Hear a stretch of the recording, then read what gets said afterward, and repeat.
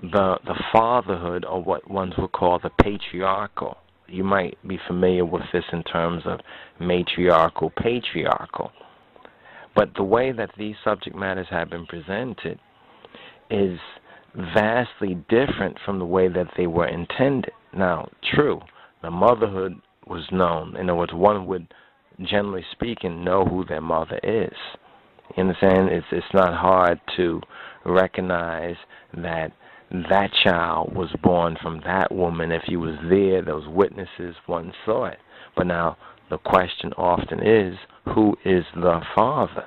Now we know a whole lot of drama, both in art and in ancient poetry, modern films and books, all surround itself, even religion, if you look at it. If we talk about the Bible, a lot of it surrounds basic interpretations and practices concerning family relations and how these are interpreted.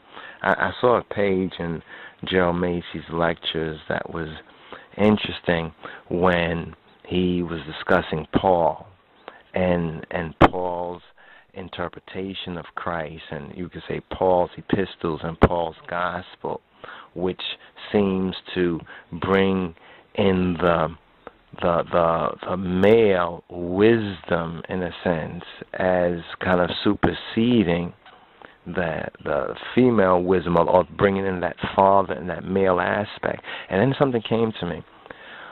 We are all born, right, initially from a woman who's our mother.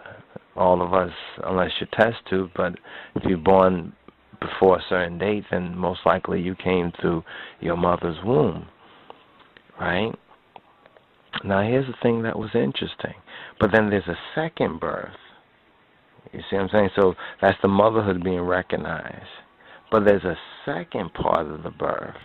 You see, you understand, when the family was together, and this is interesting because this links directly to the heart of the whole Adam-Eve story.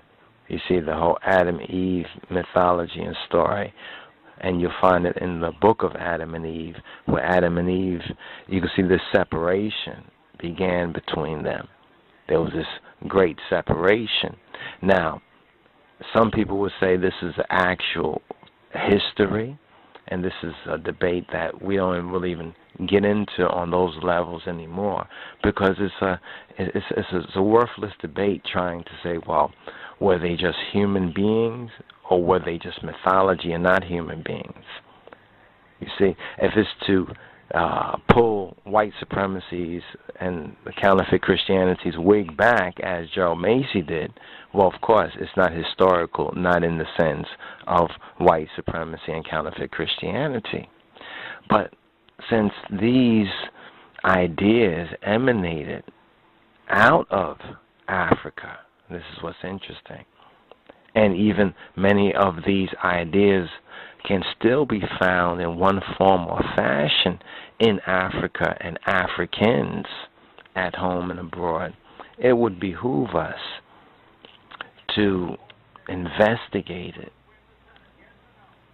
a little more deeply, a little more thoroughly, and to find that half of the story that we wasn't told before, but we have the opportunity now to learn for ourselves.